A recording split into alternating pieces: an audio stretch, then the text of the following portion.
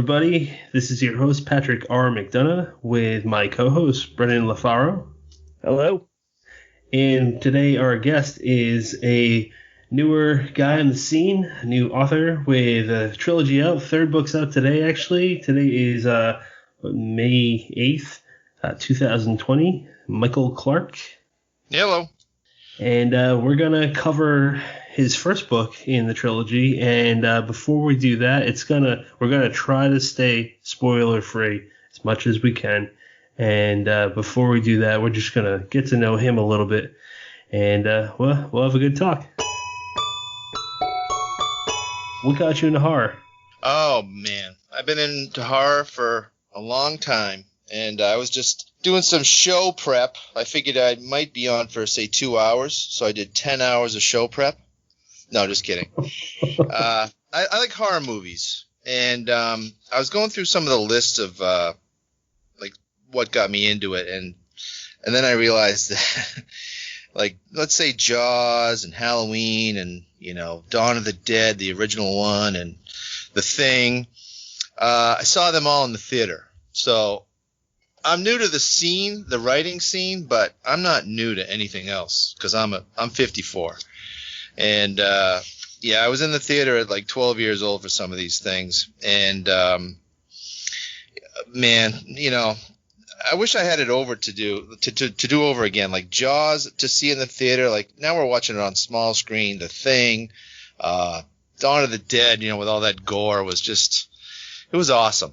And, I don't know, these, today's horror movies are, there's only been 2 that I've liked in the last 10 years or so.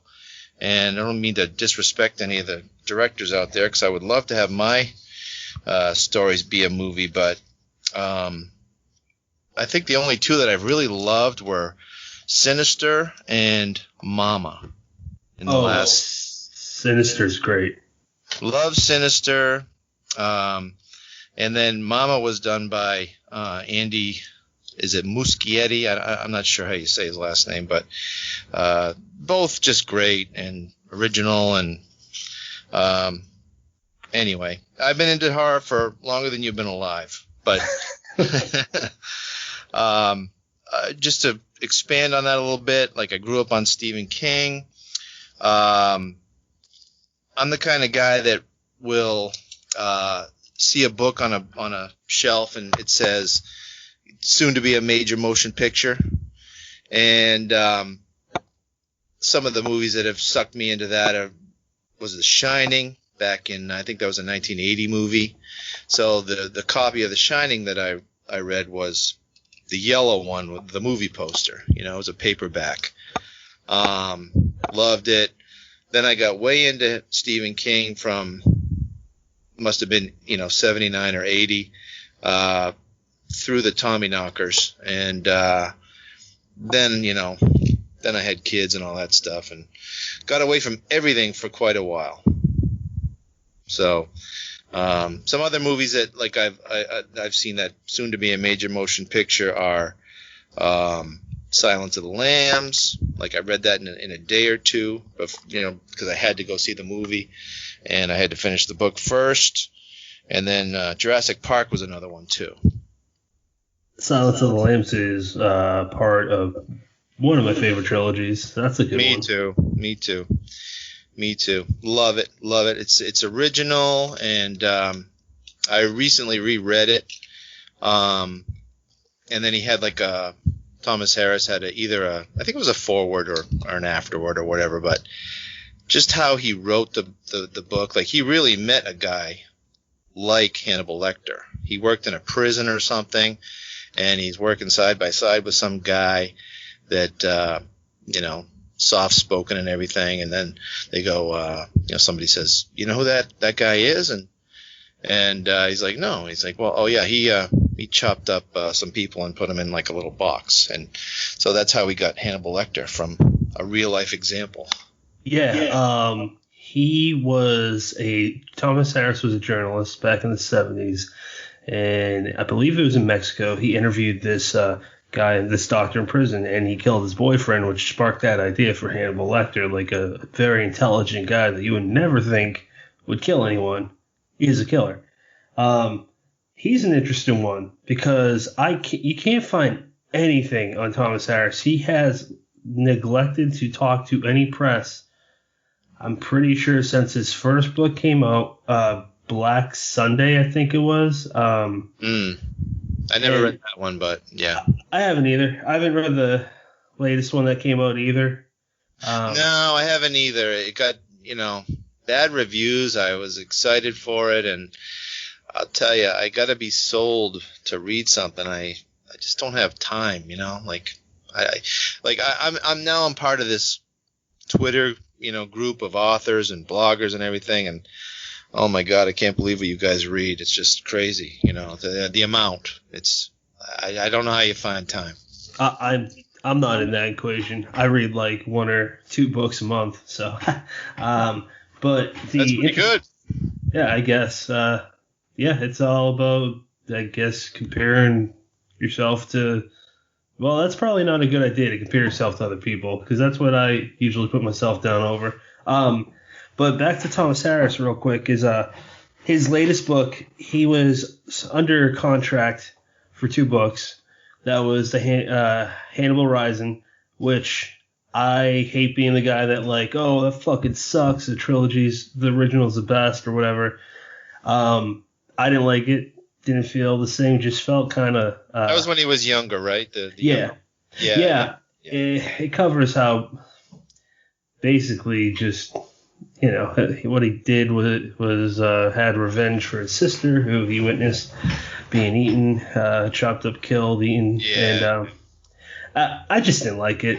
Not the content. I just don't like the story. That one, and I forget the latest one that came out last year. Kari Mora, I think, is the name. That's the book, right? Yeah. Yeah. So those 2 he was contractually obligated to come out with. So there was actually talk about this recently about being contractually obligated to write something. You can tell when an artist is doing it for the passion, or he's doing it or he or she's doing it because they are contractually obligated to. He was supposed to contractually obligated to write that book, Kari Mora. I don't know if it was that book exactly. Just know he had a 2-book deal for like a 6-figure contract, and I don't know why he wrote Hannibal. I like it. It has mixed from my friends that I've talked to that have read it. Hands down, people that have read the trilogy, it's always like Red Dragon's amazing, The Silence of the Lambs is amazing. And then I hear mixed reviews on Hannibal. Some people detest it, and specifically, I think because of the ending. I'm not going to spoil it, but I like it. That's it. Yeah, it's a little graphic. Yeah. I think it's just what happened with Clarice Starling, how they handled that, but I liked it. I was for it. And the interesting thing about Thomas Harris, like I was saying, is you can't really find anything about him. Like, there's no interviews, no documentaries. I don't know if there's any biographies. Pretty strange way to fall under that non-spotlight, because he's created one of the most notorious fictional villains ever. Yeah, either that, and I don't mean to take anything away from him, because I think he's a really good writer. I mean, I was riveted, whatever story he was given, he put it into the right words. But I mean, to be given a character like Hannibal Lecter by meeting, that guy in the Mexican prison or whatever there that was quiet and chopped up somebody and put him in a box, is amazing. And another thing on top of that, he was very clever. I just learned it last year, was, the James Gum character that was, he's loading the couch into the back of the van, and he's got a cast on his hand. He's like, hey, can you give me a hand kind of thing? Yeah. Mm-hmm. Stolen from Ted Bundy. Yep. Ted Bundy did that. It just, he just took it, and it was genius that he took it, and I envy that. Just opportunistic, and I mean, people that are not sick don't think of those kind of things, Yeah. And it's unreal. He paired a bunch of things together and put it all into one storyline, and man, it's a great story. Yeah, Brennan, you read those books? I have. I was actually just thinking it's kind of interesting. The way that you kind of ranked them, Silence of the Lambs and Red Dragon, kind of the top two, and Hannibal up there, but maybe not quite as much, and then Hannibal Rising as kind of an afterthought. It's almost like, despite the fact that Hannibal is the focal point of that quadrilogy, it's kind of like the less the focus is on him, the better the overall story tends to be. On Hannibal? Yeah. I mean, you give him the whole focus on Hannibal Rising, and it didn't add much to the lore, honestly. It was here's the first time he ate people. It's like, okay, cool. Well, good for him. Yeah. Good job, man. Yeah. I gotta say, in Silence of the Lambs, when and this has been stuff like this. I mean, I don't really care if I spoil this for anyone, because if you haven't seen the movie by now, maybe you probably won't. Oh, just spoil it. But the one part I'll talk about is when the police go into the storage facility and they see the head, and eventually it's put together that like Hannibal Lecter killed these kids in Princeton, that he killed some guy's boyfriend, and that's his head in the jar. Like that. Obviously, I'm probably never gonna be in Thomas Harris's shoes, but for me, I would have loved to see that Hannibal Lecter, like right before he met Will Graham, where he's just going on his killing spree, because there's the Gary. I'm going to the movies now, but the Gary Oldman character, like he skinned his face and all. Oh yeah. I forgot that was Gary Oldman. Oh wow, how did I forget that? That's one of my favorite actors. Doesn't look like anything like Gary Oldman. Why? Yes. Are you talking about him? I'm talking about him and all the other. I think he was supposedly responsible for 9 murders. Okay. I would have liked to seen that story told, not Hannibal Rising. But enough of that. So let's go back to your trilogy, your first book, The Patience of a Dead Man. Before I ask my question, I think Brennan's got a few, and I don't want to step on his toes with these. Well, actually, let's just kind of make that connection between your lifelong love of horror, definitely hitting on books, but seemingly focusing more on movies. How do you get to the point where you're starting to plan this trilogy in your head? Have you always written, or was this just something you wanted to try out? No, I have not. But for years, I would. I'm talking like 15 years, 20 years, as I'm, living my life, working my job. The secret question that you have on all your websites, in case you forget your password, like, what is your dream career, that kind of thing. Mine was always writer. And so if you want to steal my passwords, there's a good clue right there. Like, got it. So, but no, and what it came to, what got me to writing was, like, I just got, I said I'm 54. I see Pet Sematary remade again, and like all these lame changes. Like, okay, it's not the same thing. The girl is the one that comes back from the grave this time instead of the boy. It's like it's just a terrible, unimaginative twist. I was so disappointed in that movie, and I'm not saying that movie was the one that got me to write, but I'm starting to see things come around again, like I know that, like I'm a Batman fan too, and Batman was out in '89 as Michael Keaton, and then it went away, and then, Christian Bale, we're lucky to have another Batman, another chance at Batman. They just regurgitate for the next generation, and every generation is like 10 years apart. And I was like, we need something different.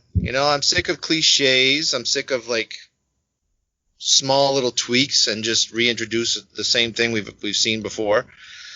So, I'm at my age that I am, and I'm like, I'm going to try to write something that doesn't have cliches in it, that acts like a dream.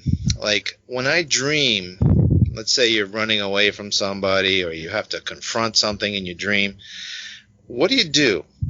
And the scene in The Patience of a Dead Man, there was one scene that started it all. And it was the one where it's a divorced guy, which I am a divorced guy, that buys a house in the country to basically flip it and try to get his money back. You know, he's on financial edge. And so his plan is to work 18-hour days living in the house while his coworker runs the company, keeps him afloat. Hopefully he can have a big payday when he resells. And his first night in the house, his first day working, he sees a ghost. So I was thinking, like, as in a dream, what would you do?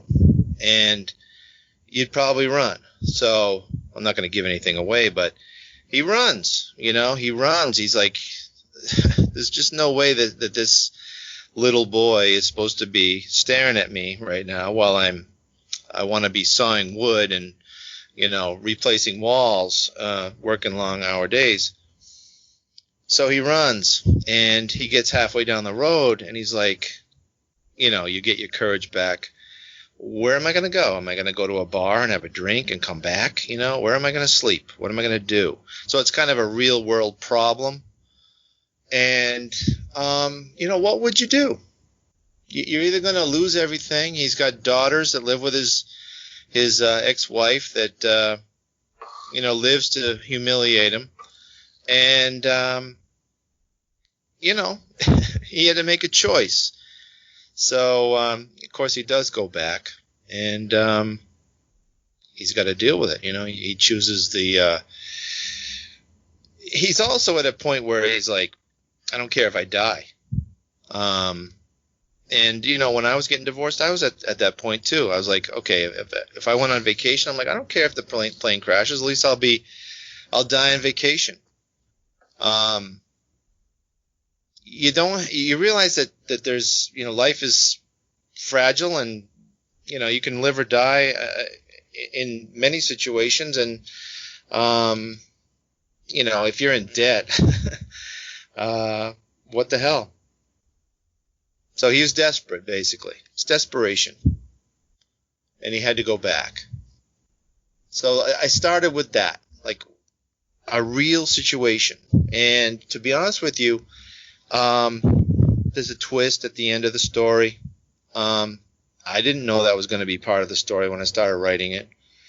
I had to figure it out. And I'll tell you what's good for that is I walk my dog every day in the woods, like 2-3 miles, and sometimes my wife goes, and sometimes she can't make it. And on the days that she couldn't make it, I could think, and instead of talking.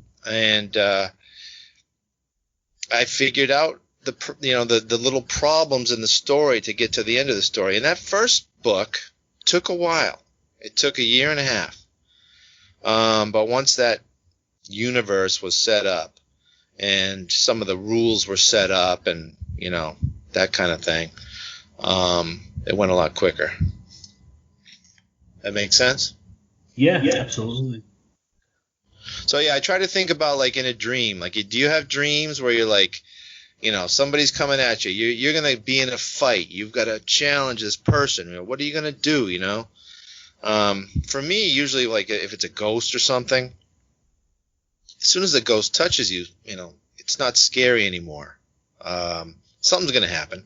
You're either going to die or whatever. But for me, the ghosts in the distance, out in the field, across the room, all that stuff, those are creepier. And I love that emotion. I love eerie, creepy. My wife is not a fan of gore.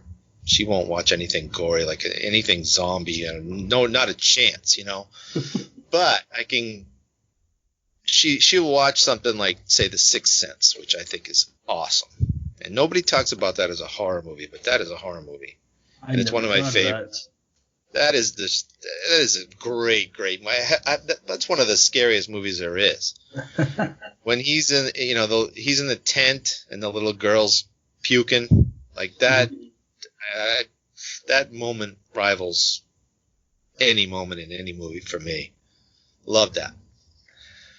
That is a good point, though, about how if you see a ghost, as opposed to it doing something to you, it is scarier. Yeah, because it's like unknown, like you don't know what's going to happen. Because you know what's going to happen, it kind of, the fear goes away because you're either fighting it or whatever. And I think a lot of horror movies, they blow it. The whole thing with the distance is kind of scarier with ghosts in mind. And there were two parts in the first book that kind of scared the hell out of me. And I feel like the second one I'm thinking of is hard to go into. I don't know if it's a spoiler, but I know if I were a new reader, I'd definitely want to discover the part for myself. But I'll just say Weekend Sleepover. The first part I'm thinking of. Yes. Yeah. The first part I'm thinking of is the footsteps. When Tim is first starting to kind of experience stuff and he's just hearing the phantom footsteps. The way you put that in where there's nothing, there's no tangible threat or anything like that. It's just, it made the hair stand up on my arm. I thought that's a perfect example of kind of keeping that distance to kind of put the fear in place. That's what I'm going for. And I think, I don't know, until I get tired of it, that's the best emotion in horror to me. I mean, like, you could talk about splatterpunk and stuff, and it has its place. And I just don't know how more splatterpunk you can get than Halloween or, something like that. I mean, like, it's fun and stuff. And there's a lot of, like, funny things in horror and, slapstick kind of stuff and, Return of the Living Dead kind of thing. And but I'm looking for creepy. I like eerie. I like, if let's say you're walking into a room and it's, it's not lit or something and there's a ghost hanging in the corner and it's just not moving and you don't notice it at first. That's the stuff I love, I love creepy, eerie stuff like that. And it's hard to write, I guess. I mean, I can't compare it to much else because I haven't written very much, but you have to keep the distance because if you confront the thing right away, then the fear goes away. So I try to keep it, the people don't want to confront it. And eventually you have to, though. And I don't know. There's an open-ended thought there, I guess. But I like creepy and eerie. Did you see Paranormal Activity? I love it. You know what I love? I don't love the movie. Like, it's not perfect. But there is such simple... That you hit the nail on the head. That's a great example. Like when it came out, that creeped the hell out of me. Yeah, I love that. That's just stupid stuff like they hear something downstairs, they walk halfway down the stairs, and the lamp in the kitchen is swinging. I mean, I was watching that with somebody that doesn't like horror movies, and they're like, "Oh no, I'm done. I'm out." It's so simple. But it's so true. I mean, what would you do? I mean, you'd be done. I mean, it doesn't take much more than that. That's the creepiest thing that could ever happen. I like how you emphasize, like, what would you do? And in Tim's particular situation, I guess I would do the same thing because what's he got to do? Live on the street? He's got girls. You don't want to lose them. Yeah, I think I've been criticized in a couple of, reviews and stuff. Like I read one and I'm like, this person is young. They're like, why wouldn't they just leave? That kind of thing. It's like, well, because you have, Oh no, another thing was he keeps reiterating that the guy doesn't have any money, but they go out to dinner every night. So I'm thinking like $1971 that you go out to eat, it's going to be $25.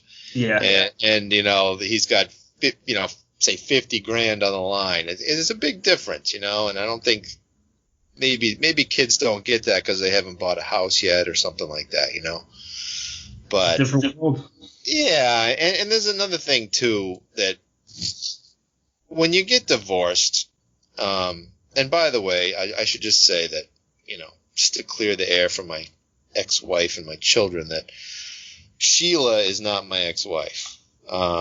Did I get some ideas from that? Yes, I did. I do have divorce experience, but I'd like to keep the peace and, so on and so forth. But when you get divorced, there is a period when you just say, I'll be the first one on the show to say it, fuck it. Like you don't care if you live or you die when you see the numbers, like you see like, half your 401k go and you're moving out of the house you bought, and you're not going to live with your kids anymore. You are like, you're without, not that you're without a care, but you're just living on the edge. And maybe some people miss that point, but it's not a good feeling. And Tim in the story is like, he's right there. He's got nothing to lose except for his money. He's already lost his family, that kind of thing. I can't speak on all those perspectives, but as a mid-30s person with a mortgage, I can completely get behind the idea of, oh no, I'm not going anywhere. Oh yeah, well, you hope you aren't. Nothing against your wife or anybody's wife, but like, for me, like, she was the one that made the decision, and it takes one, right? And I'm not going to blame her. She just had enough. And to be put in a situation where you're gone and you don't want to go, it sucks, and that's where Tim was. How did your kids, you have what, 2 girls, 2 boys? No, I got a boy and a girl. Okay. Yeah. How old were they when that happened? 6 and 4. How did they react to it? Well, they were too young to know. But there was one terrible day, the day I left. My daughter was like, I'm like, how the hell do you know what's going on? And I was going to leave, like, walk out the door for the last time, and she's holding the door, or the screen door, crying, like, like, don't go. And then I'm like, do you really understand what's happening? And I don't know if she did or not, but oh my God, it was just like my mother said, my parents got divorced too. And they got divorced while we lived in that house, that's in the book. She said that divorce is the toughest thing she ever went through. And I totally agree. I mean, God forbid any of us comes down with cancer or something like that. But divorce is tough. My boy's only almost 6 months old, and I know Brennan would feel the same way. Like, I don't know how my legs would be able to move for the last time to not live with my kid. That would suck. Yeah, imagine if it's not your choice too, and again, not to blame her, but it just happens. It happens every day, I understand that, but God, how don't you cry? You do. You cry a lot. You cry for different reasons too. And that's what I wanted to put into Tim. I wanted to put in that desperation, and then I see some people, not many, but some, missing that point that, he had nothing to lose after that. except for his money, and it's either that, like, you walk away from that house that you bought and then you're just going to be humiliated by the person that hates you now, Mm-hmm. And his ex-wife, Tim's ex-wife, lived to see him,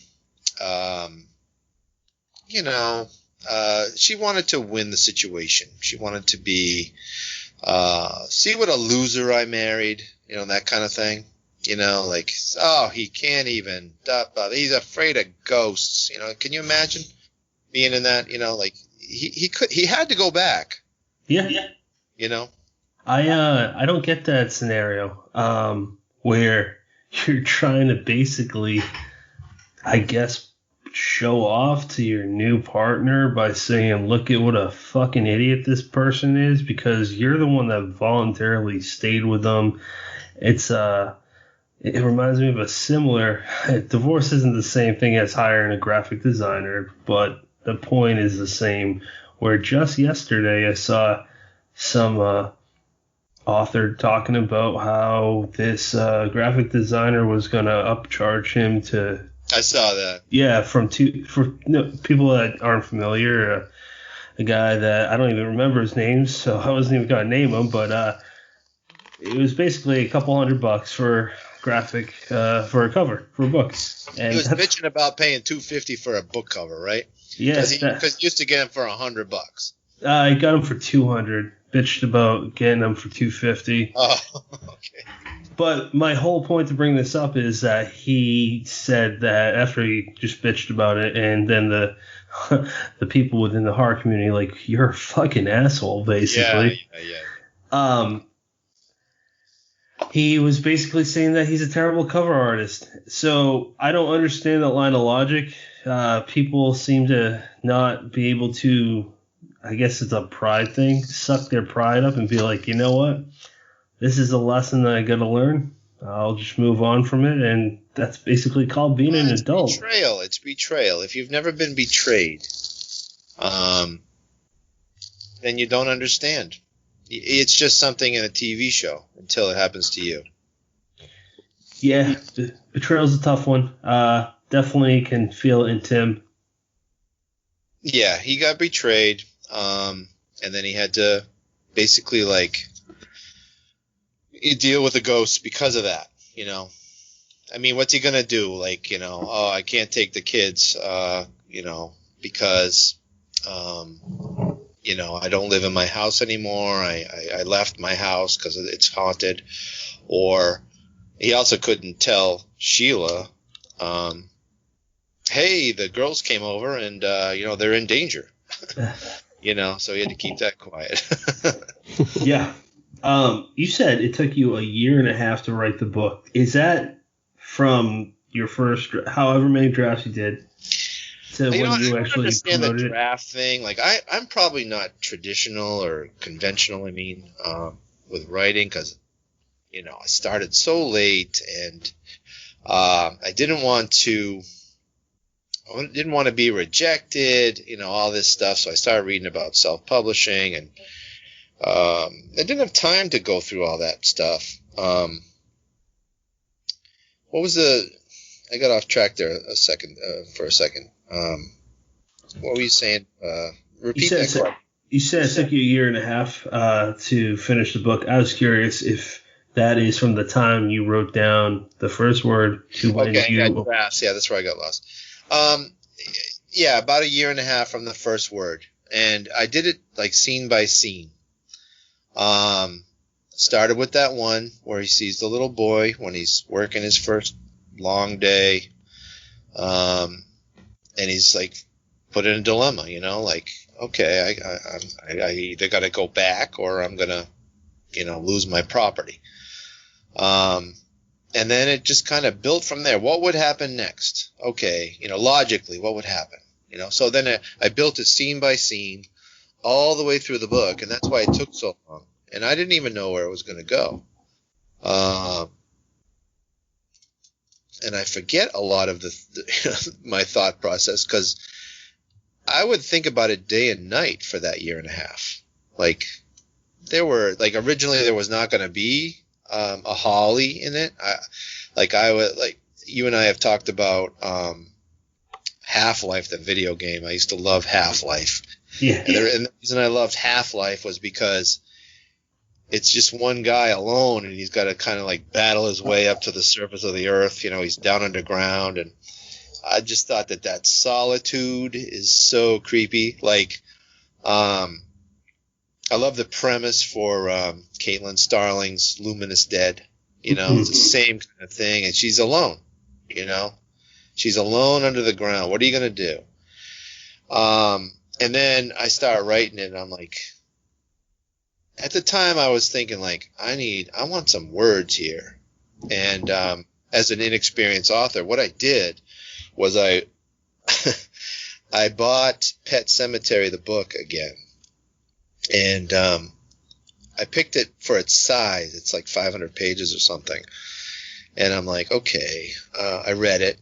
And I'm like, okay, I want to break down like how much of this was necessary and how much of it is boring. And there are some boring chapters in there, in my opinion.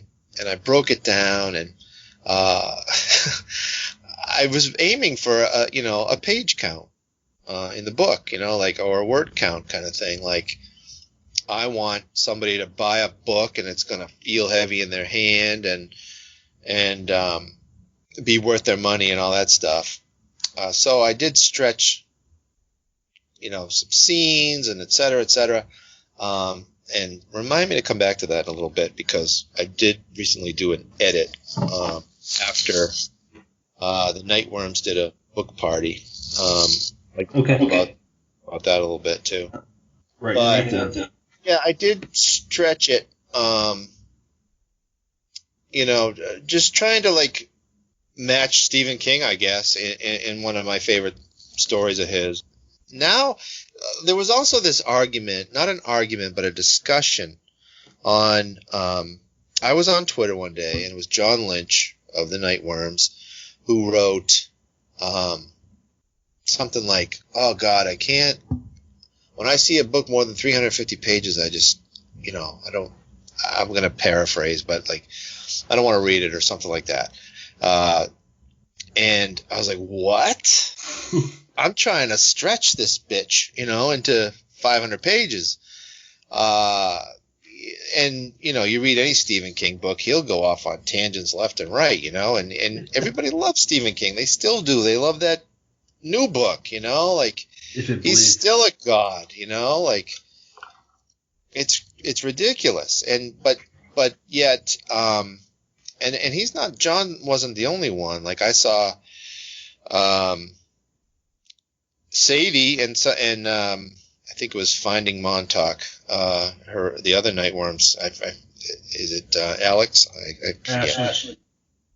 That's Finding Montauk, Ashley. I don't know what her username is. I think it's Alex. I think it's Alex. But anyway, they were having a discussion like, something about word, page count.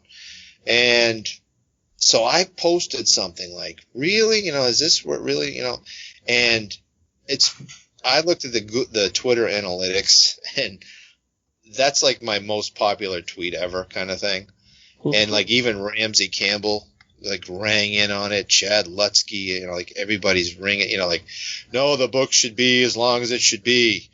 And, it almost sounded like I pitted the bloggers versus the authors for a second. And I was like, oh shit, I'm digging a hole, but yeah, it seemed, like in today's world, with iPhones and smartphones and whatever, and younger people and YouTube and whatever, like and to be read stacks, they want shorter books. And I think that was the bottom line, like it almost seems like only Stephen King can get away with that. Real quick to comment on that, I'm looking. Okay, so I've gotten to the point where I got 2 TBR piles. It's fucking ridiculous, but I'm seeing 1 thick book, 3 thick books. Your second book, we'll talk about that the next time you're on. Dead Woman Scorned. No, let's talk about it right now. I'm going to tell you right now. I gotta spoil the whole damn thing. No, The second I will one. tell you though that book, well, not anymore, but it was shorter than the first book. All right, don't. It's tell just us it has anymore. 193 chapters. There's a lot of empty, like, 3/4 page blank because there's so many chapters. All right, so It has 104,000 words. The original Patience of the Dead Man that you read, book 1, was 108.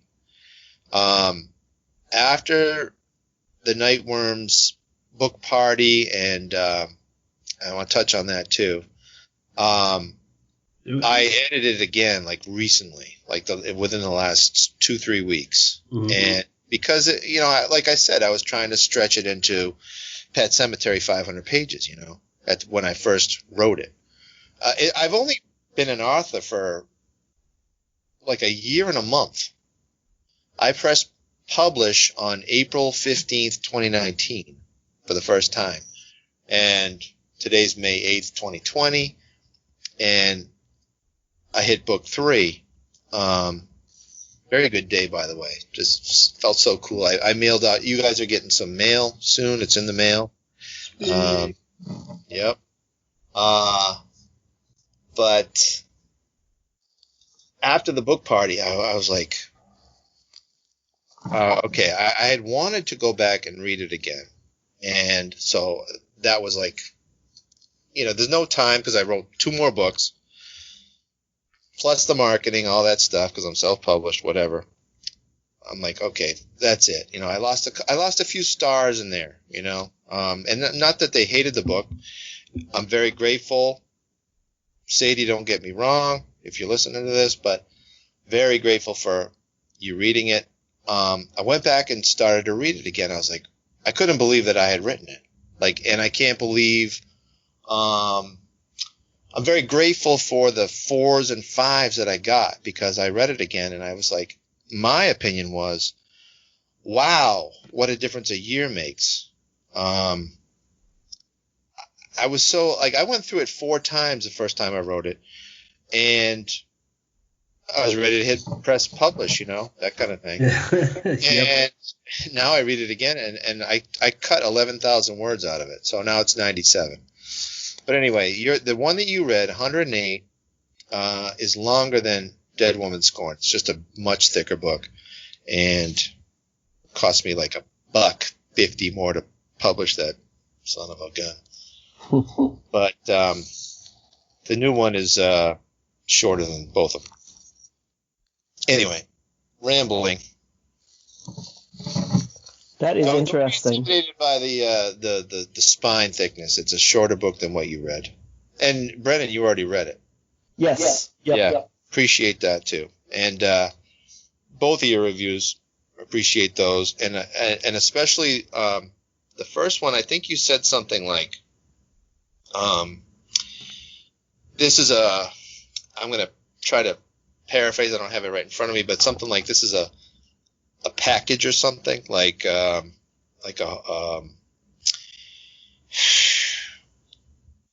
put the cover together with the story, like a whole deal. Cut this part out, Patrick. All right, hold up. Let me write down.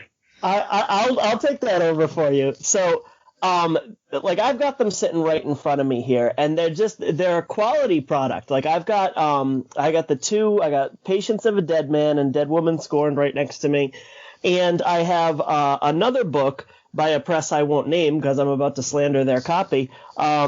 That's like I pick it up and it's flimsy. You can probably hear that. It's I can use it as a fan. But this thing is thick. The binding, like that binding's not going anywhere.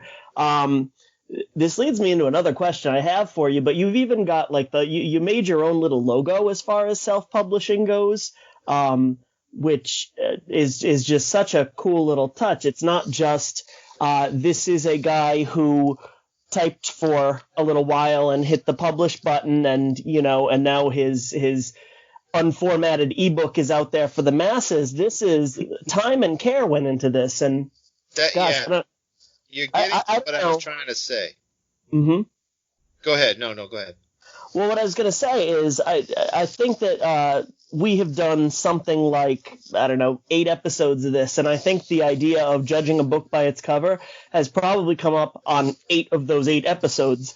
And you can certainly apply that statement to, everyday life and people, but you can't apply it to books. You're certainly going to judge it, and this is something that I look at, and it's going to inspire me to pick it up. It's creepy.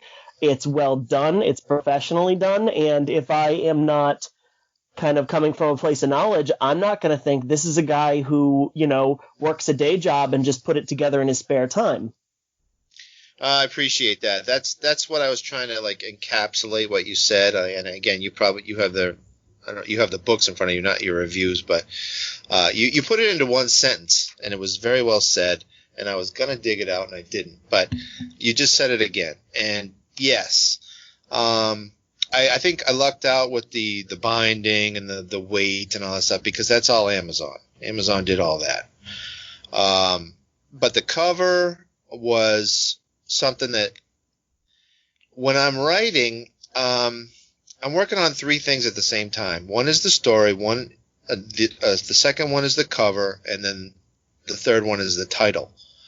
And the original cover of The Patience of a Dead Man was going to be the 2 headstones at the end of the row in the grove. Mm-hmm. And I tried 5, 6 Photoshop versions, homemade things where I spent hours trying to make something look cool, and I came close a couple of times.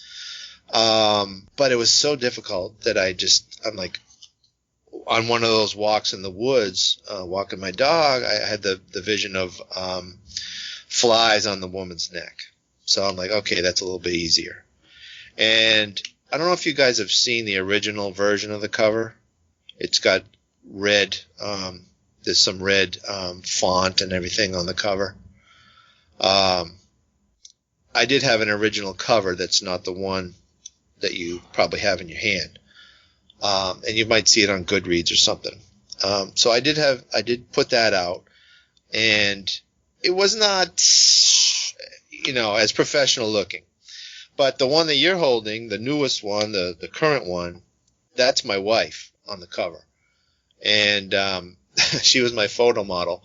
But then I found a guy online, it's goonright.com. I'll give him a little plug. He's really good, and he did my logo too.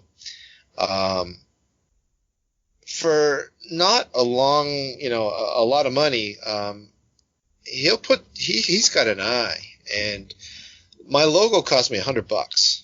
The axe, the hatchet, and he also did the font and the aged look on the covers, and he put the flies. I told him I wanted flies, but he put the flies on her picture and all that stuff.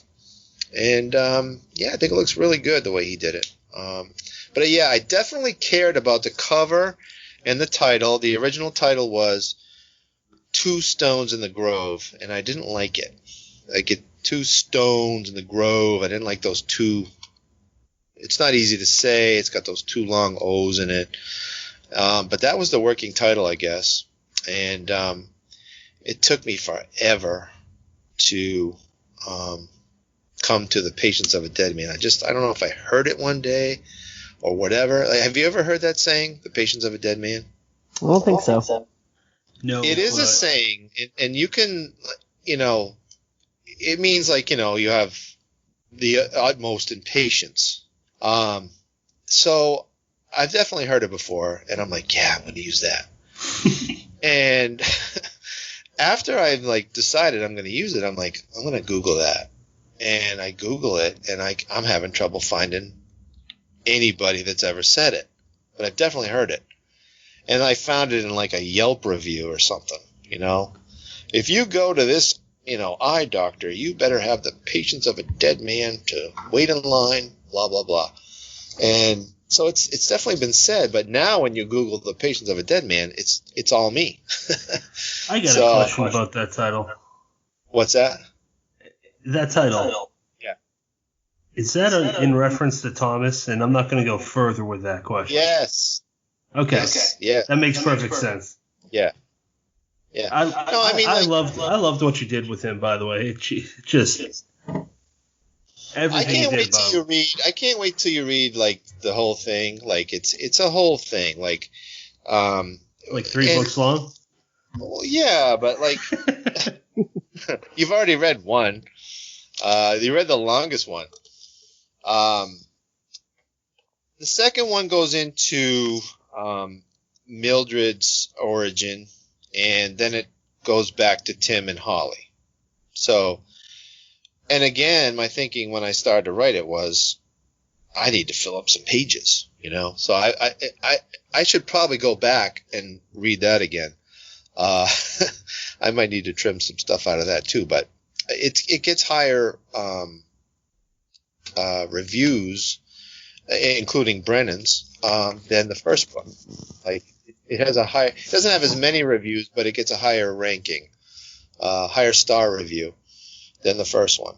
Three guys that I really don't want to talk about book 2 too much more, but 3 reviewers that I always trust is Brennan, Steve Gomsey, and George. I don't know his last name. He goes by Ranson. Okay. Yeah, he goes by Book Monster. Yes. Their recommendations are always spot on, and all 3 of them had pretty much the nicest thing you could say about book 2. Well, Book Monster liked the first one better, and I do too. I don't blame him for that, you know. But I don't know. Just look at. I think if you go on Amazon, the first one has a 4.7. It's a little bit lower on Goodreads. I did like a bunch of Goodreads giveaways, and maybe some people that don't even read horror like won. I don't know, but anyway, there's a lot more serious readers on Goodreads too. So 4.3 I think for the first book, and the second book I don't remember what it is on Goodreads, but it's 4.9 on Amazon, but it's only like 35 reviews or something. But anyway, I think that I got better as a writer over the course of the year, and I'm hoping, and I haven't had time to go back to the second book. But anyway, I hope that it. I'll take Brennan's word for it that it's better than the first one. I love what it did.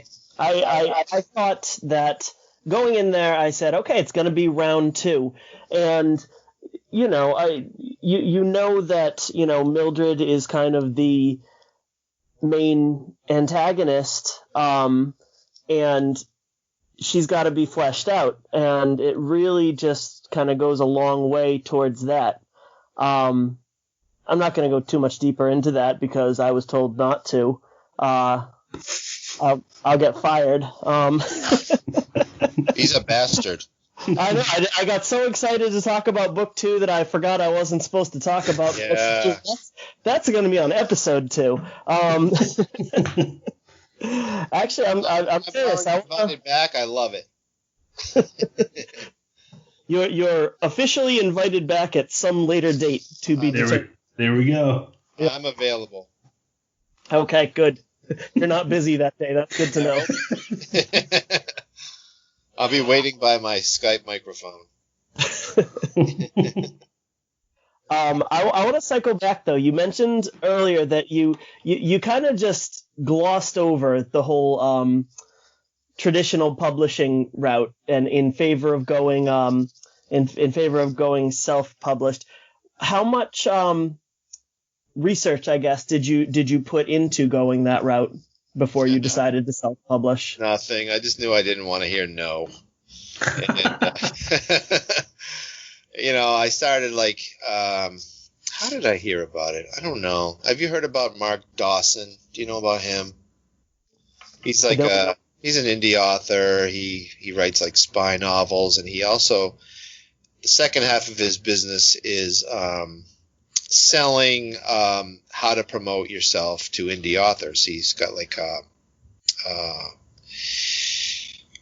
two businesses. One is writing, and the other one is teaching indie writers how to get out there and write your own books and be successful, because he's successful. And then there's another one called Your First 10,000 Readers. I actually bought into that program, paid, I don't know, $59 a month for a year to learn how to do stuff. And, they learn how to, they teach you how to build a landing page on your website and do giveaways and build your email list and that kind of thing. And that's all good stuff. I never even thought about the traditional publishing thing. I hear all these stories about how, I need to do a big edit or a big rewrite. And at the time, I wasn't open to that. But after a year of self-publishing, I'm freaking tired. And I would consider talking to a good small press and just seeing what happens, that kind of thing. I'm sure that there's pluses and minuses, and at the very least it would be, a good experience, I would think, or a learning experience at the very least. And, when I first started on Twitter, which was like December, it took me from April to December to get to Twitter, to start in on it. And God, I was invisible, it was, who the hell are you kind of thing, you ask somebody, hey, would you like to read my book?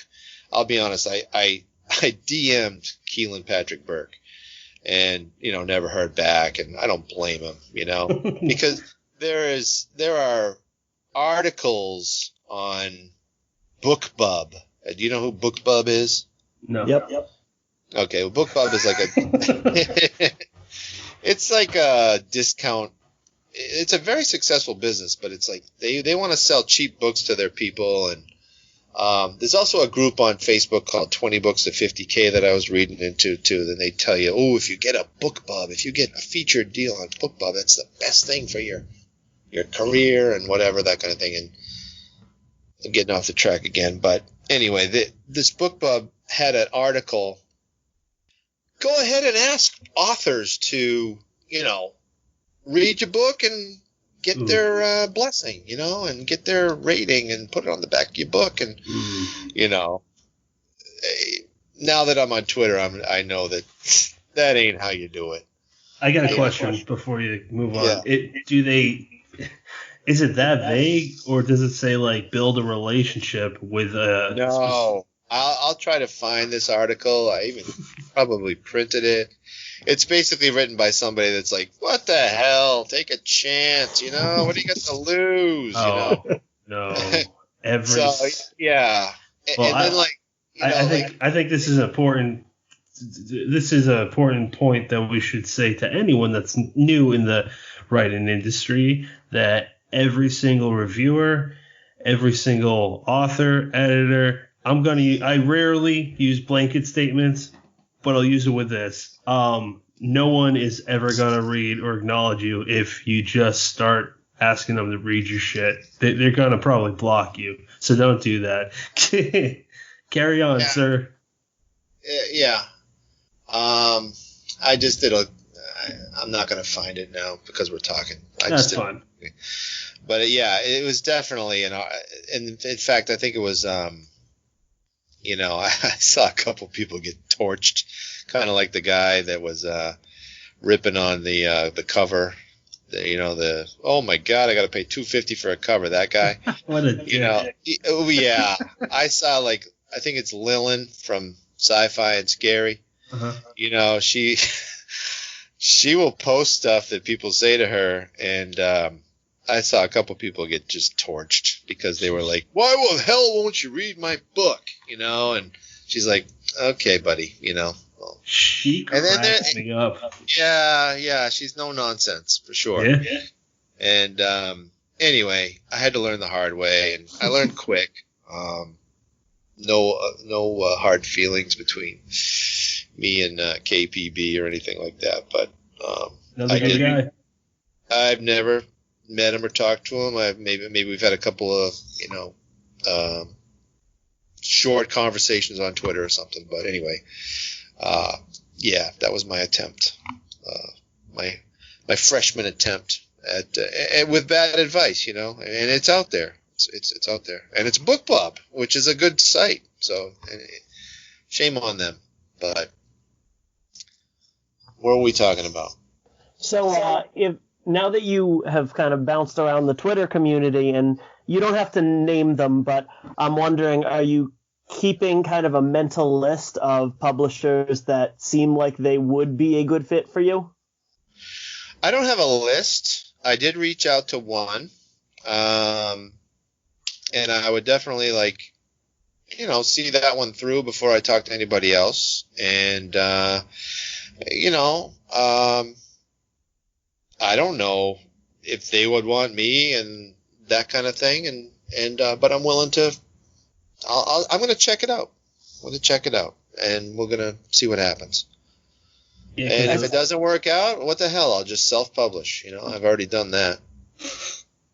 It's good to take that approach, though, because, it's so easy to forget. You kind of put yourself in the shoes. I guess I'll speak for me. You put yourself in the shoes of the lowly author who would be blessed to get anything that they wrote published, and, for whatever rate, for whatever goes in that contract. But, it really should be, when you're looking into publishers, not who will publish my book, who will take my story, but who am I going to work best with? Who's going to be a good fit for me?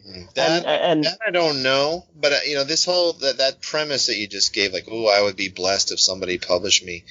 I think that's kind of dangerous, because you could self-publish, and you could. I believe that there's an audience for everybody. I'll just give you an example. I don't really like the Family Guy, that cartoon.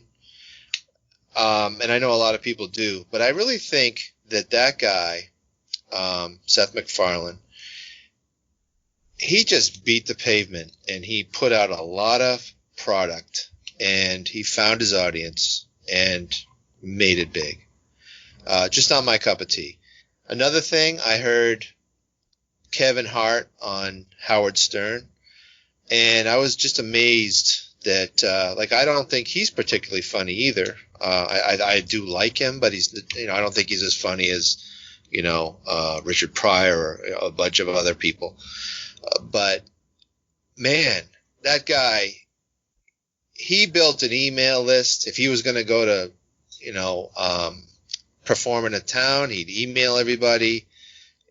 He did a lot of things behind the scenes, and he built his audience. He found his audience. And I think that's what all the authors have to do. You've got to find that audience. I do believe that everybody has an audience. Some are bigger than others.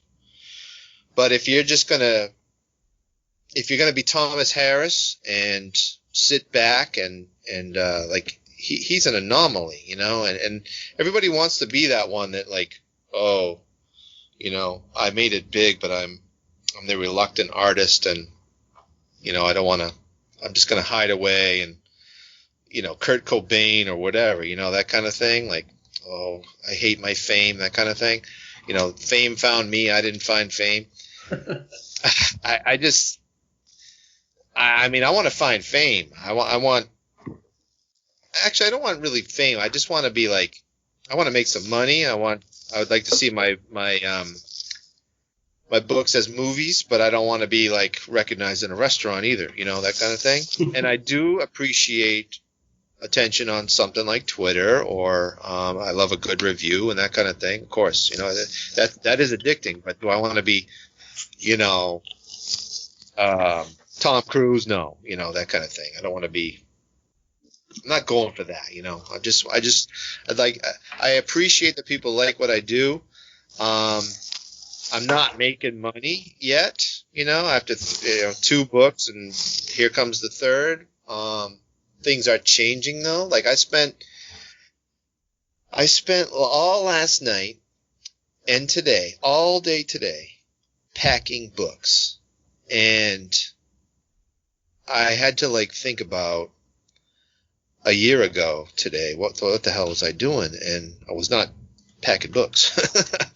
I don't know what I was doing. I was floundering. I didn't know what the hell to do to be able to build my career. I was learning and failing and whatever.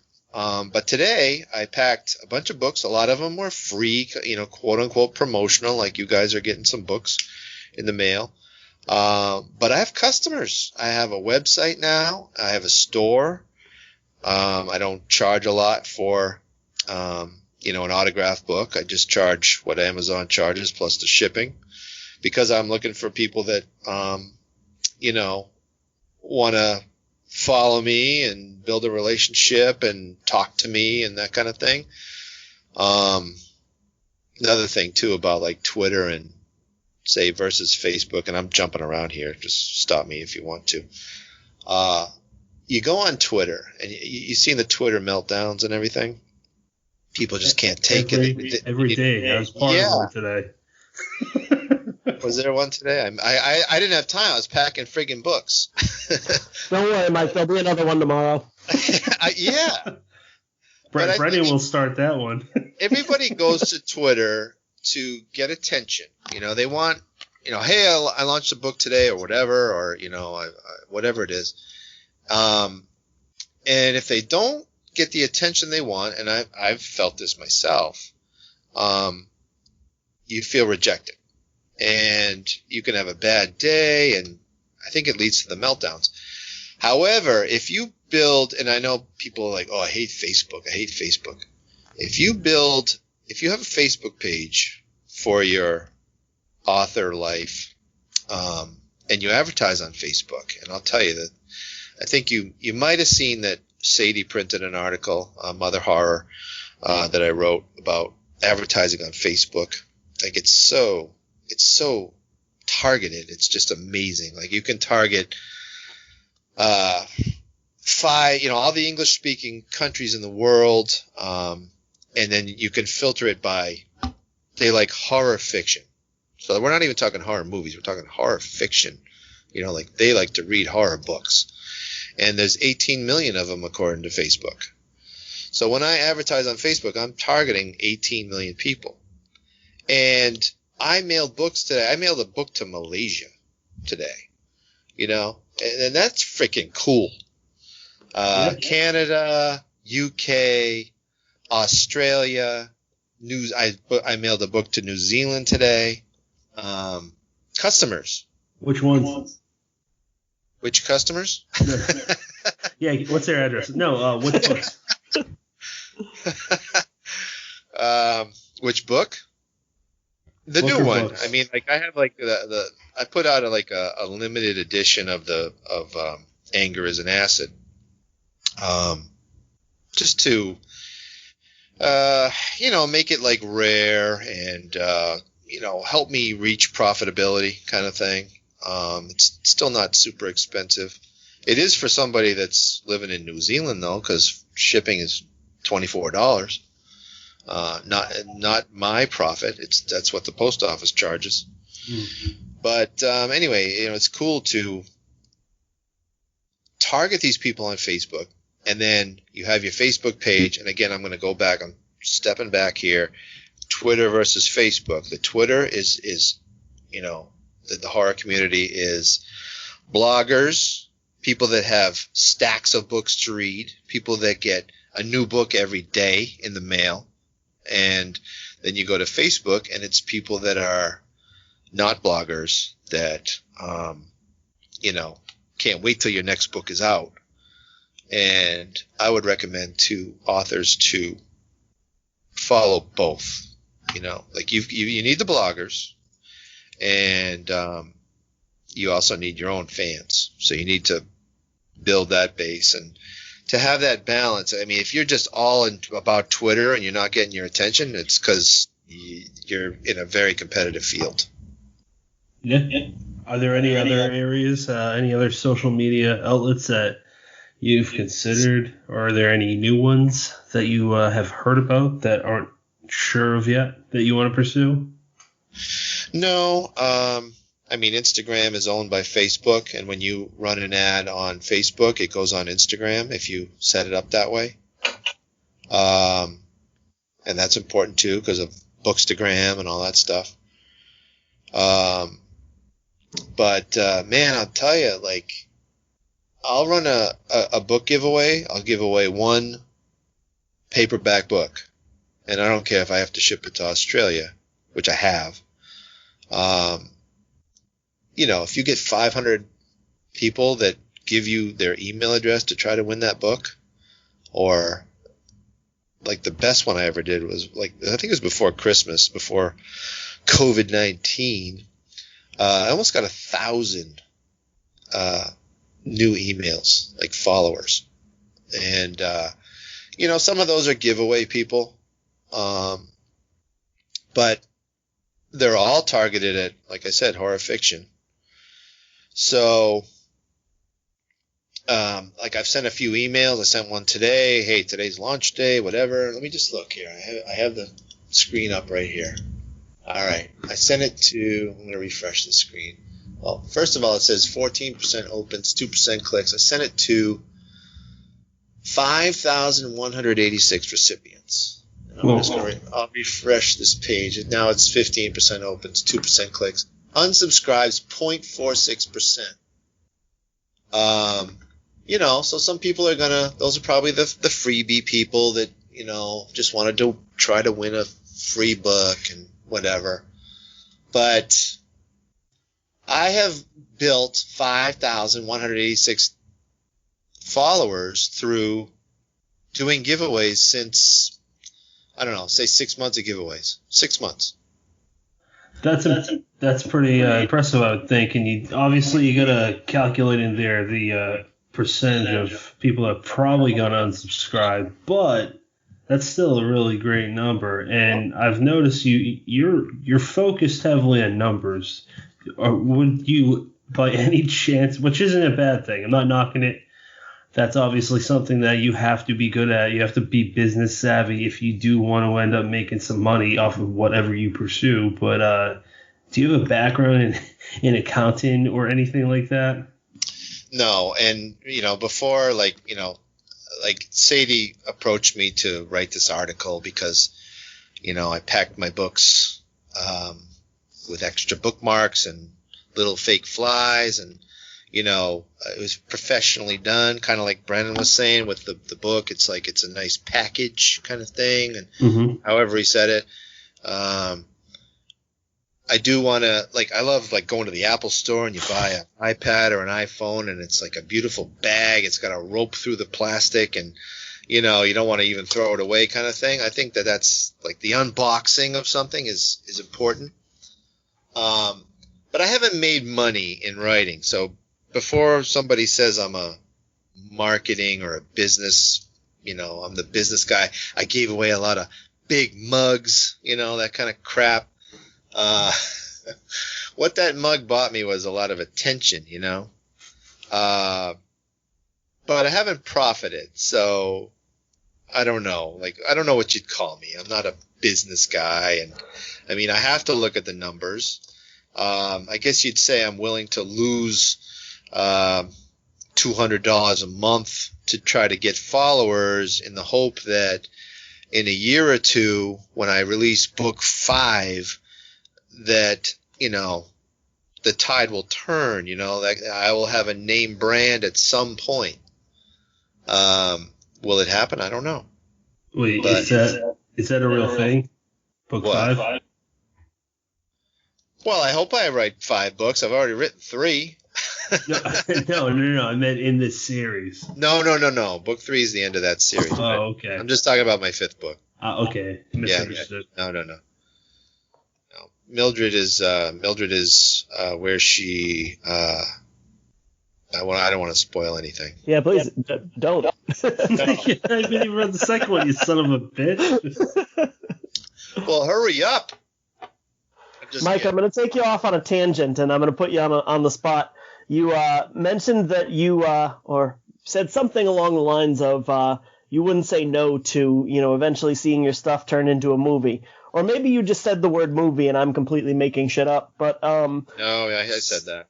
So if... Oops, did you hear that? I thought I heard something. Oh, it was this beer can. Sorry. Go ahead. If you if you had complete control over that, I want you to pick a director and some good main question. people.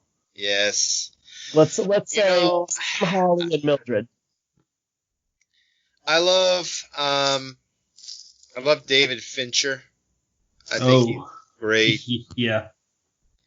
I don't know what it is, but like his movies just look good. Like I don't know if it's him or his cinematographer, but like Seven and the Girl with the Dragon Tattoo, just that, and that TV show, the Mindhunter. Yep. Yeah. It just has, and Fight Club. Every set is perfect. I don't know. It just looks great. The lighting, the setup, whatever. I like him a lot. Name me some directors. I'm just drawing a blank right now. Do you have any favorites that? Mike Flanagan would probably make a whole lot of sense for this book. You know what? I'm gonna probably lose a movie deal right now, but I didn't like Dr. Sleep. I'm kind of a critic. Aren't we all? Yeah, I just didn't. I don't know. Another thing, I'm so worried about it. Like, I think I would try to negotiate that I could have a role in the, I don't know, assistant director or whatever, consultant or something. I would want the first movie to be made right. And the reason I say that is because, I think I'd be a better director than a writer. But I have no idea how to direct a movie. Like, I don't know anything about cameras or, directing people on a set, or I imagine very few people do. But lost my train of thought again. Come on, Shane. I know, exactly. Well, he's a year older than me, so we're in the same boat. And don't pick on my brother like that. I love Shane. Yeah, he's a cool guy. Yeah, and I think I'm going to be on their podcast too, and I appreciate that. But refresh my memory, Brennan. Would you have any interest in trying to write the screenplay? I don't think I know how to write a screenplay. I don't think that matters. No. No. You could probably Google it and figure it out. Yeah, maybe you're right. But I would care about getting the first one off the ground correctly. Oh, I know what I was going to say now. Did you see Winchester? No. Okay, good.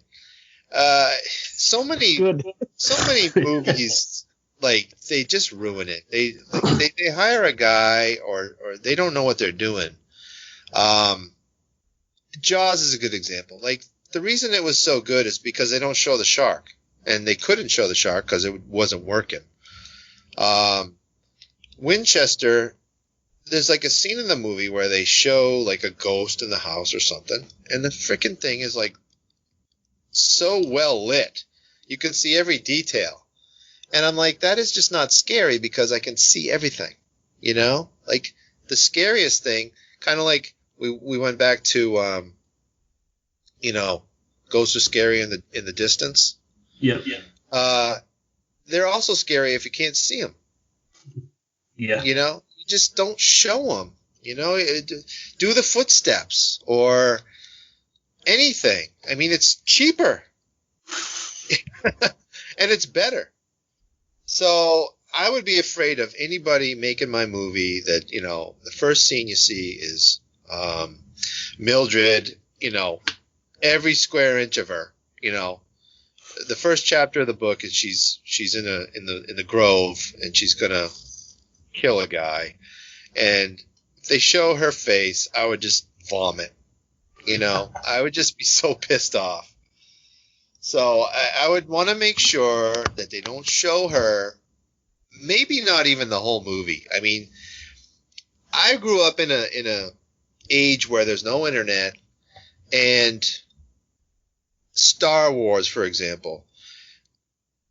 If you wanted to see a picture of Darth Vader, you'd have to oh, Mom, did you throw away Time magazine that had that article on Star Wars? And then there would be this one picture of Darth Vader, where he's pointing at Princess Leia in the first scene of the first movie.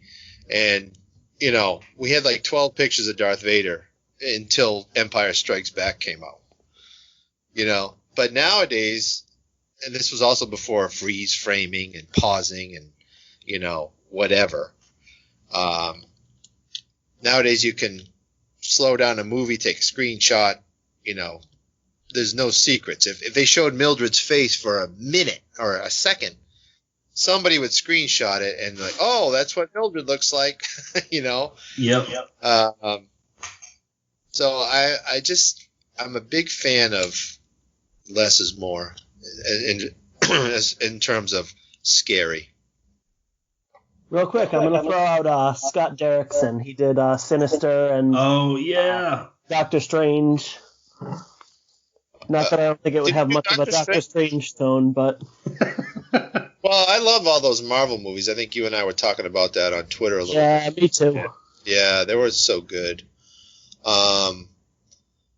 But yeah, sure. Yeah, definitely. And, I also like the looks of, say, The Nun, they make the stuff look good.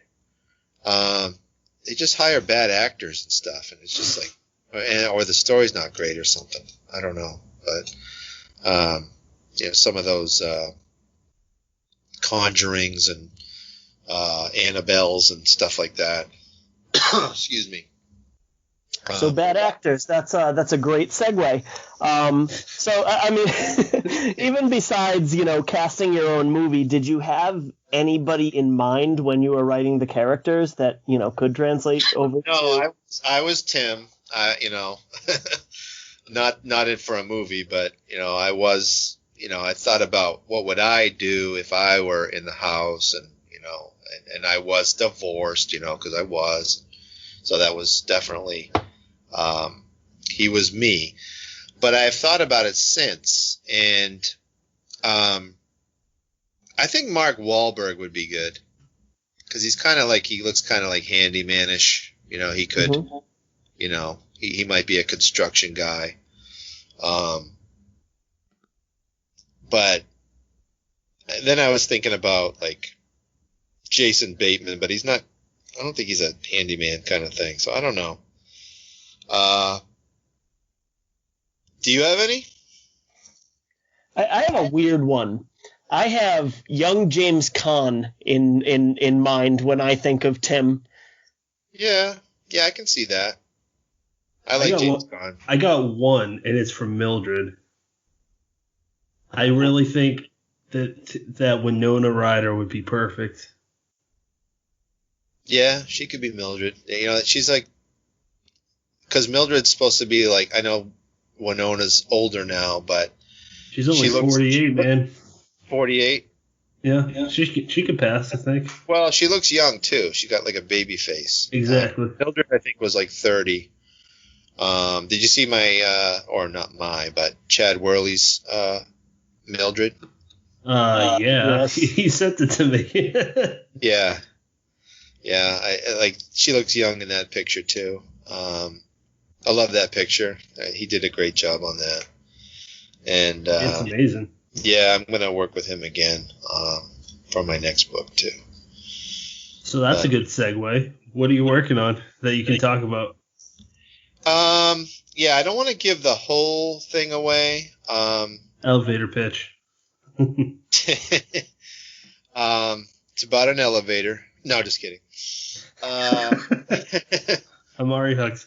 Well, I had a dream this was another dream thing where I was climbing a mountain, and I come past a bluff or something, and my wife was there, frozen solid dead.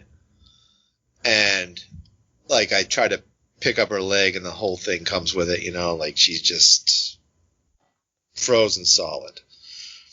And a wifesicle. Yes. She was cold.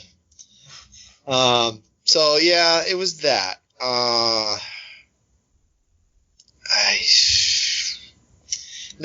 don't think I should give the whole thing, because I've heard a couple things where people will take an idea, and people that can write faster than me might, take the idea and come out with something quicker. That's fine. They'll never write what you're gonna write, though. Yeah, true. Well, let's I think I gave you a lot there. That's fine. She's frozen solid. All right, that's interesting. So your hatchet in your logo, it seems to be a main theme. Obviously, people find out why once they start reading this first book. But did you know going in that was kind of like a focal point for the main weapon? No, and you know what? You're going to find out that it's not the main weapon as you read on. Oh, okay. I did, but it is in the first book, mm-hmm. And I was thinking like a Lizzie Borden vibe kind of thing. Mm-hmm. And then when I talked to the logo guy, I said, I need a logo. Can you make it either with flies or a hatchet? And I kind of wanted him to go for the flies, because I think he came up with the there's like a fly in the middle of like a straight line on the coffee mug and also on the books. And I loved that. I thought that was cool. I'm like, yeah, I hope he just comes up with a fly. But he came up with a hatchet, and I'm like, yeah, good enough, whatever. Because like later on down the line too, there's all these awards, right? So I'm entering to what the hell? I wrote a book. I'm gonna enter some awards or contests, and I try what is it? The Shirley Jackson Awards, and the name of my company is my company is Michael Clark Books, my company of one. And I get an email back have you published anybody else but yourself? And I'm like, nope. And they're like, oh, because we just do it for people that have, it seemed like a small press kind of award. And I was like, what? It's a story, I was just kind of bummed out about that a little bit. I should have not had Michael Clark Books. I should have had, made up something. Deadhead Books? Yeah, Deadhead Books, exactly. Yeah. You can just tell them that there's a Michael Clark out in Nevada that you are looking at publishing, another Mike Clark out in St. Louis. Exactly. Yes, there are 8 of us. Well, on Goodreads, I joined Goodreads a year ago, and I enter everything I think I'm supposed to, and then all of a sudden I look and I'm responsible for, I can't remember how many books, say 40 books, 40 books by Michael Clark, because it's like John Smith.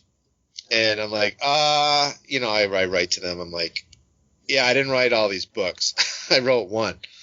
And so they had to go in, and then they get back to me and they go, yeah, just for future reference, when you write a book, you are Michael Clark with 8 spaces between Michael and Clark. I'm like, what? What? It's just the way they do it. Like the first Michael Clark is Michael Space Clark. The second Michael Clark is Michael Space Clark. So I'm like the 8th Michael Clark that's published a book, but nobody claimed a Goodreads profile. And I when I claimed my profile, I got all their books. You get it? How? Yeah, that's crazy. How doesn't? So like, I even looked at it the other day. I launched book 3, and I had to do it yesterday or the day before, and I look at my name, like when you get inside your profile, and it's Michael space Clark. It's just funny. I thought, God help you if you miscount. yeah, I know. Shit, it was 7.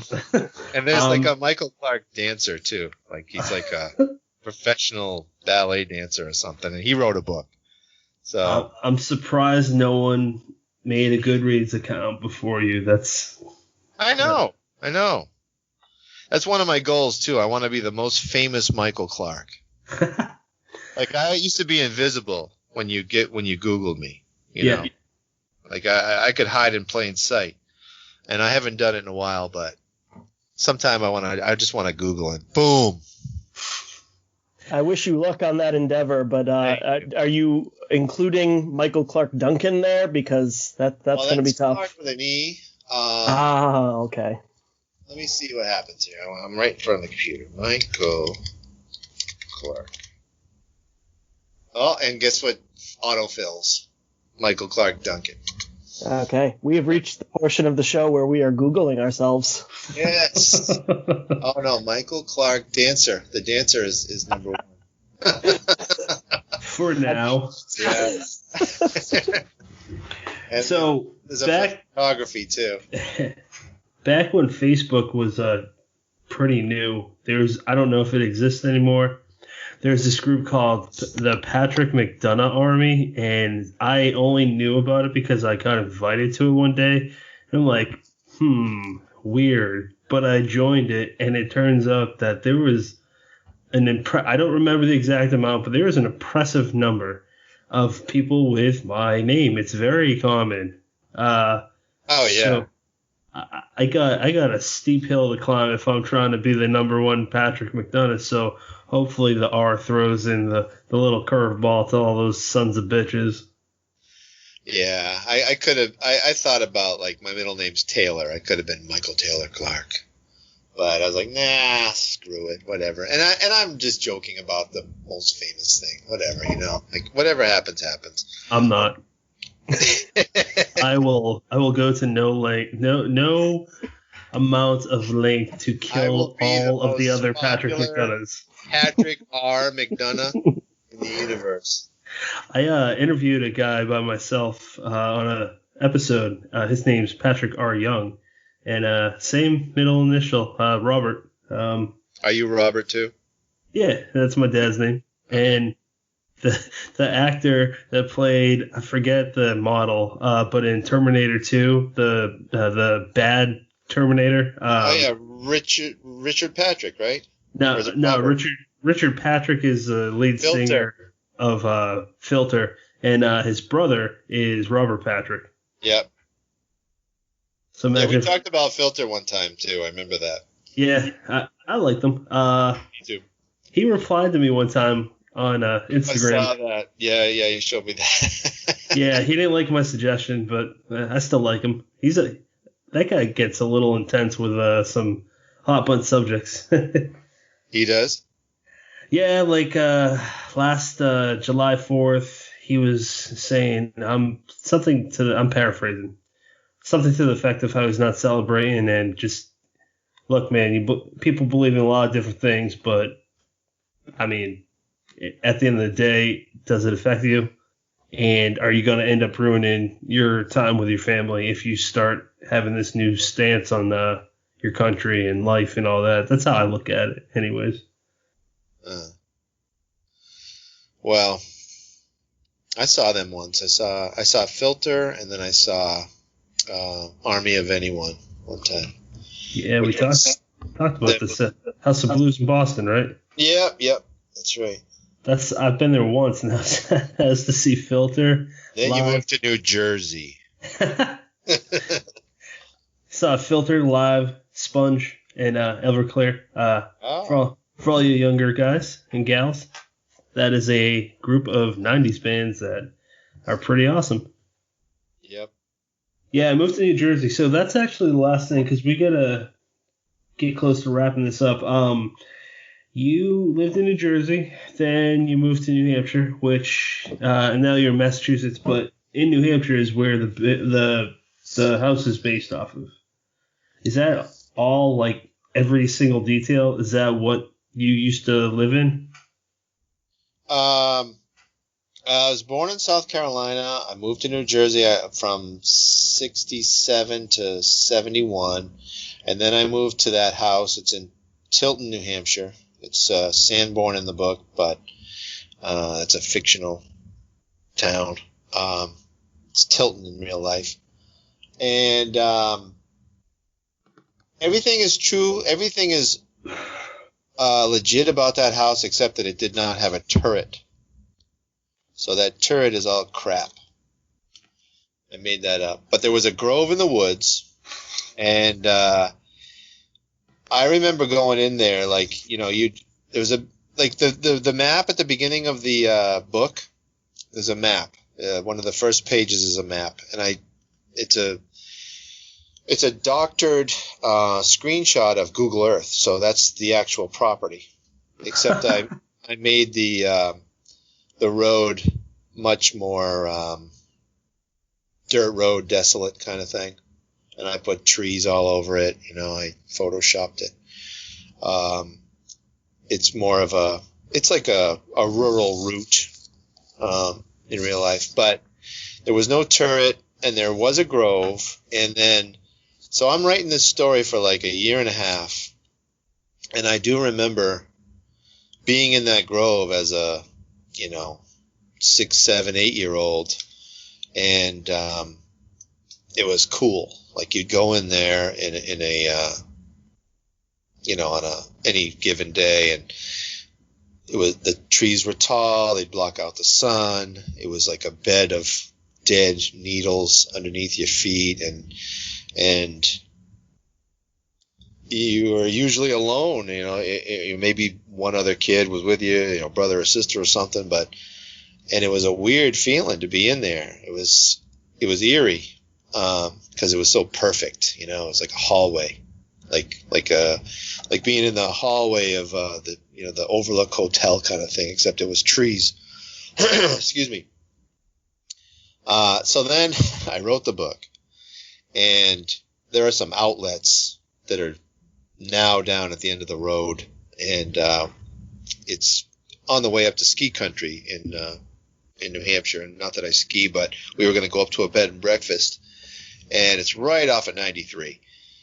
And so my wife wanted to go to the outlets. I go, I'm going to go sneak on. So I park, I sneak onto the property. I sneak into the woods and the grove and everything, and kind of a letdown. Like, it was just not as dark and anything like I remember. Like, it was literally 40 years since I'd been in there. Mm-hmm. And it was just way more wild. There were like saplings in between every row, deer shit everywhere.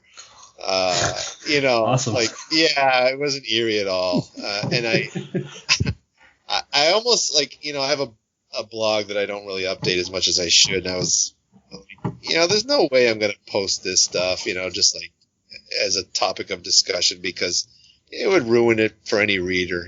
Like, I like my 8-year-old memory better than what I saw a couple years ago. Mm-hmm.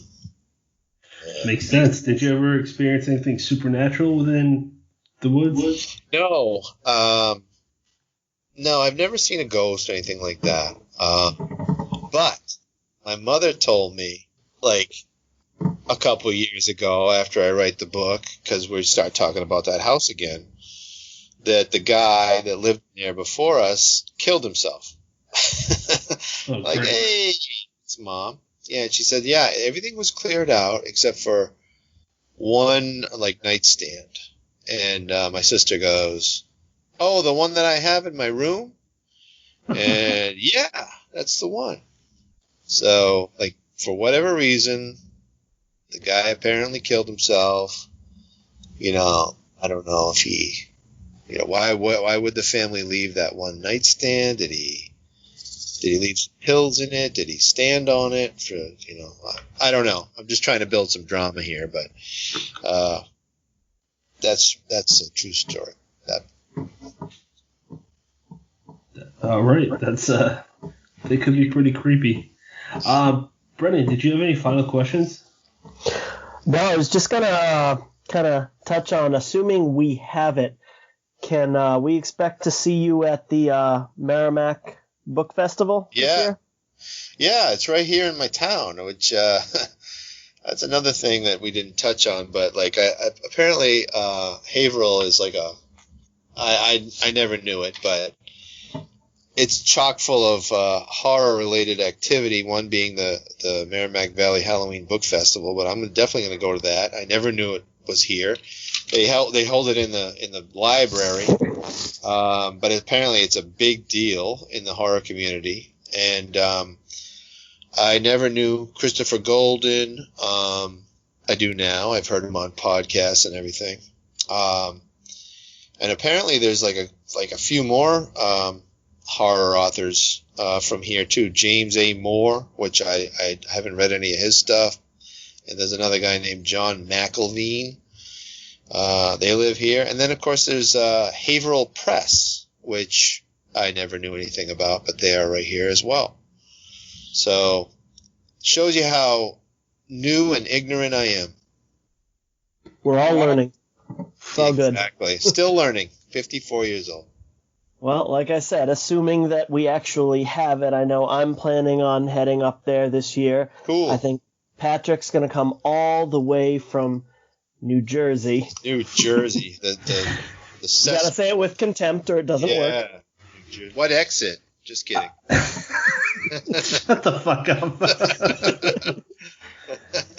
Yeah, so I live in South Jersey. My wife told me this before when we were just dating, that New Jersey is separated by, some believe, myth has it told that there's a Central Jersey, but some believe that North Jersey ends in areas that are different from where we view North Jersey ending.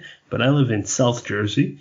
It's literally all Brandon, farmland. did you fall asleep? I just fell asleep. Yeah, so I'm coming up to that festival. Do you like John Bon Jovi? How about Bruce Springsteen? Nah. All right. How do you feel about Smog?